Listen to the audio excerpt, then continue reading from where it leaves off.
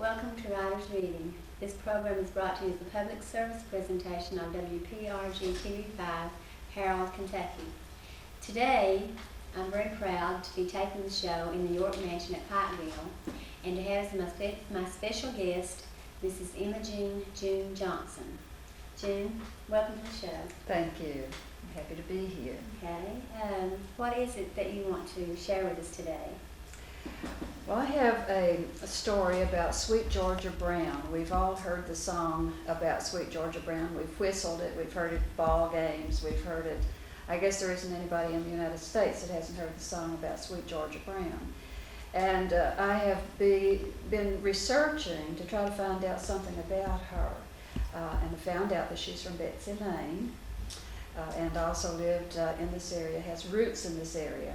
So this story is a newspaper article that I researched and wrote, and I can read the article to you. But she was a very interesting character, supposed to have had an affair, a long-term, a lifelong affair with one of the Rockefellers.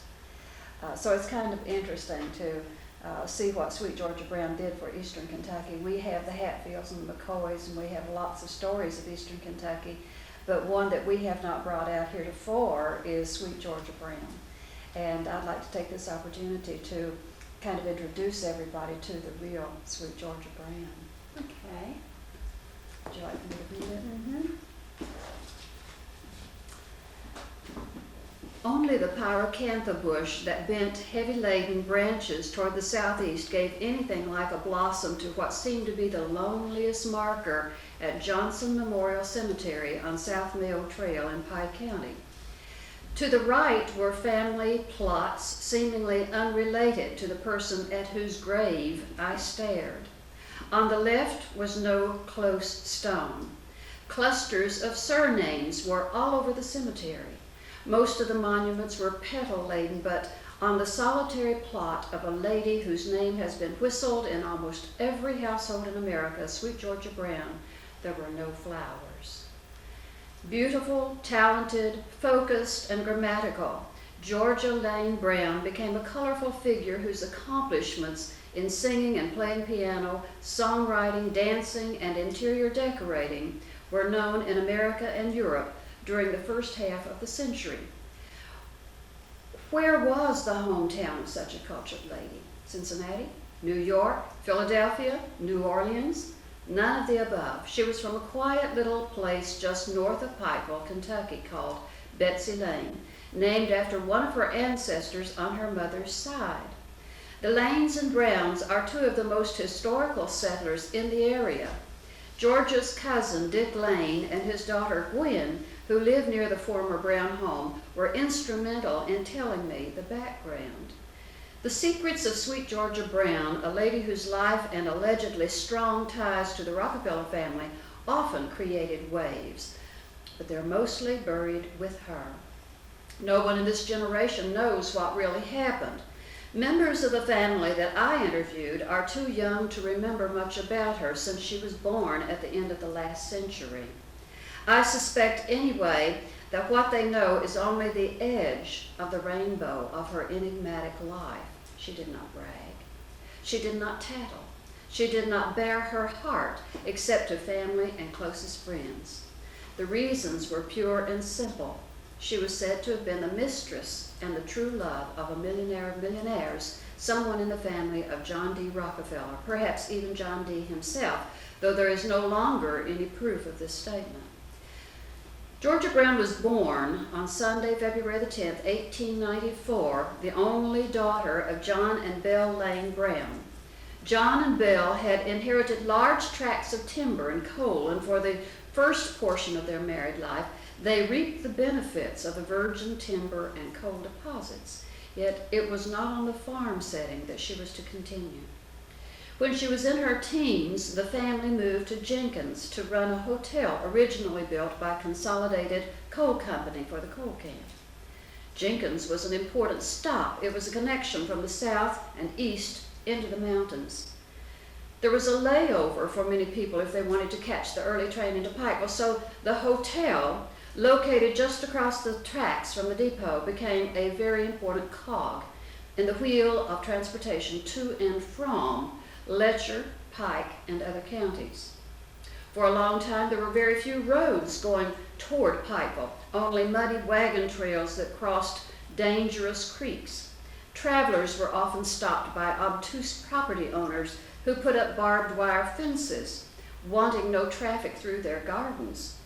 It was at the stage of state acquisition of property and the beginning of passable, safe dirt roads that Georgia's parents managed the hotel. Moreover, it was the only hotel for a short period of time, perhaps the first or second decade into the new century. Georgia was one of the loveliest ladies of her time, with her mannequin figure in the prime of girlhood. The tresses were modernly styled, fresh from the pages of the day's fashion magazine. As she crossed and uncrossed her perfect rounded legs and artlessly moved without any intent to dazzle, her courting suitors grew. Georgia not only had a streamlined figure, she was a streamlined pianist. She could put on a show, dancing and singing and playing. Her performances were under the strict supervision of her doting parents, of course. Admirers from long distances traveled to see her. Lucille Pinson of Pikeville, a cousin, said, young men from Shelby walked all the way to Jenkins on a Saturday night to hear her or to have a chance to dance with her. When her parents chaperoned small song and dance parties at the hotel, there was little option for most girls of that time to meet high-class men. Georgia, however, at the front desk, was first in line to become gracefully and tastefully acquainted with top-drawer men who might arrive. Georgia's best friend, who started out with her and was her friend all her life, was Myrtle Bentley, a relative of Lucille, another lady with whom Georgia sang. Georgia's protective parents refused to allow her to see any suitor alone. One by one, the gentlemen were inspected and dismissed, as if no one were good enough for Georgia. Locked away in a small town in Appalachia, not one in the area seemed to fit the capricious young woman. It was to this scene that, according to legend, a wealthy entrepreneur ventured into the area. The Rockefellers had already started the Standard Oil Company, which for a while controlled 95% of the oil refining business in the country and had, in addition, substantial interests in lumber tracts and transportation, namely the railroad.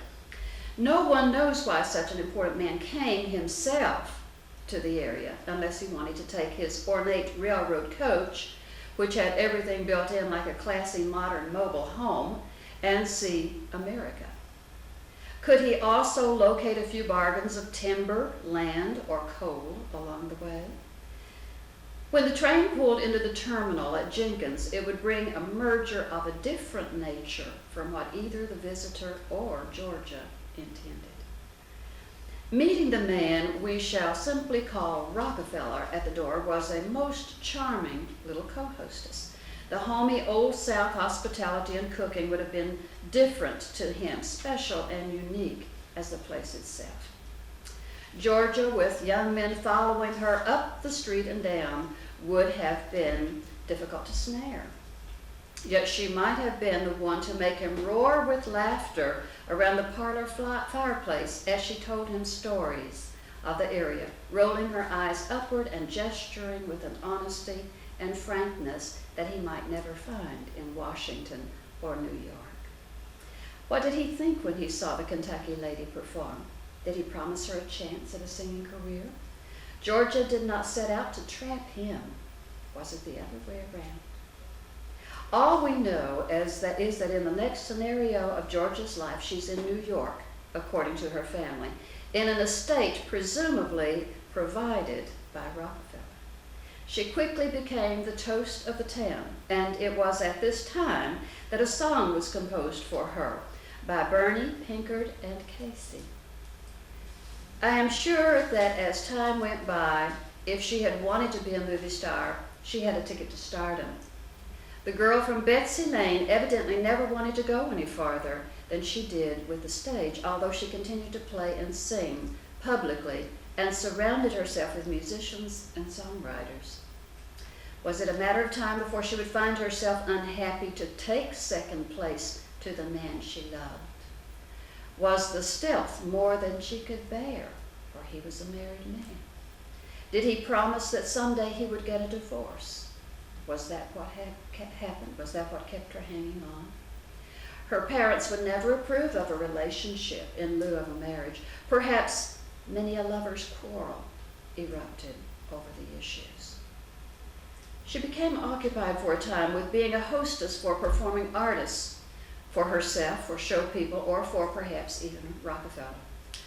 Also, she made every effort to pursue humanitarian interests because the Rockefellers were in the process of philanthropic enterprises, such as the $400 million they had given to the foundation of Williamsburg, Virginia.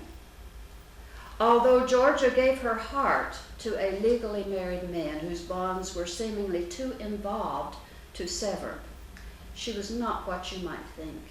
She was not a loose woman. Conversely, her morality was tied into the old East Kentucky mores of a one-man woman. Perhaps it was after another confrontation of, "Why is it taking you so long to get your divorce?" that she hastily married another man, a shoe polish magnate, according to Myrtle House. She soon divorced him. No one knows precisely what happened or why the marriage did not work, or if she left this man because there were jealous episodes from Rockefeller to try to get her back. Although Georgia moved to Florida, her continental occupation as a decorator often took her abroad. Norma Lane said once in a bet on a dog race, she lost a lovely grand home. All she did, as I think back, was to walk out and say, "Here it is," and buy another one. Of course, her parents were very wealthy in their own right, and she had plenty of money on her own. Building a home in Miami, she had a glassed-in section of a huge bedroom that contained only formals.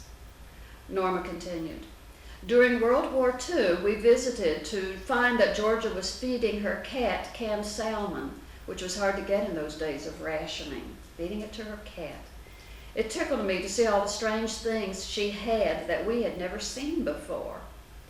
Besides that, Myrtle House said, back home she also had a home with her parents, to which she would come and go, near the fire station at Betsy Lane, taken when the road was built. The house was taken. In that house, lights would come on when you opened a door at that house, even in that time. Once Georgia gave us a picture, which a friend of hers had painted. She still has that picture. Zella Mae Pruitt from Pikeville, whose father was a brother to Georgia's mother, said, "It is my understanding that Rockefeller requested that the song Sweet Georgia Brown be played at his funeral. It was Zella who provided me with a copy of a small, rare, priceless portrait of Georgia. Georgia ordained that Pike County was the best place to grow old, however, and when the affair either was stopped by death or burned out or otherwise, she came home. She and a partner put in a coal tipple on Klein Street in Pikeville. For a while after the death of her parents, she lived at the Pinson Hotel. Then, as old age crept closer, she moved to a little house in front of Dr. W.C. Hambly on Cumberland Court to live quietly among her souvenirs of the past. Too many relatives to ignore said that Georgia had a baby, but no one ever knew what happened to the baby. Did he die? Was he reared by the Rockefellers? Was he quietly adopted? Why did she not tell where he was buried if he had died? Her silence and the absence of a known gravesite leaves us with many missing pieces to the puzzle. The riddle remains unsolved. I worked at Pikeville College when I learned that the life-size, magnificent painting of Sweet Georgia Brown with her streamlined elk hounds and several of her ornate pieces of silver had been given to the college as a gift. They were on display at the Harmon Alumni House for a brief period. For some reason, officials took issue with showing the portrait. It was ordered to be taken down, packed, and shipped out. I never knew where. Someday I hope that we can find more reasons why Sweet Georgia Brown came back to die alone in Pikeville, or more about her son. But for now, when you hear the strains of the song composed for her by the songwriting friends, just remember the story of the sweet girl from Betsy Lane who was pursued by a millionaire and spent her life waiting for marriage vows that never came. Wow. I didn't know. I knew the song. But I didn't really know a woman named Georgia Brown existed, let alone that she lived around here. That's Well, I'm just about ready to write the second version of the story, the second part of the story. I have learned so much more since I found out about this. Yeah. And it's pretty much narrowed down as to who the baby was, which one of the Rockefellers was her baby. Wow. It's like a fairy tale. Yes, I really think we need to make a movie of that I was story. thinking that when we were reading it. That would be great. I hope someday we'll be able to do that, and maybe show where she grew up, and also as tourism projects. Mm-hmm. And in Jenkins, I went up to Jenkins to find the hotel, and they were tearing it down at the time that I got up there. So I know where it is, but really we could all benefit by exposing some of those things to the public and letting them come in for tourism purposes. I think it would help us. Oh, I do too. There are a lot of people from this area, people who are still alive, that I just don't think we make good use of all the things that we have around here. I agree. I do hope we can bring Georgia's story out. Oh, I do too. And thank you for bringing it to us today. Thank you for letting me do it. I really appreciate it. Okay. Well, I want to thank Imogen June Johnson for being on the show today, and also for allowing us to take the show in the York Mansion. I want to thank Mr. Eugene Cisco for taping the show for us, and Dr. Don for allowing us to bring it to you. Until next week, may God bless you.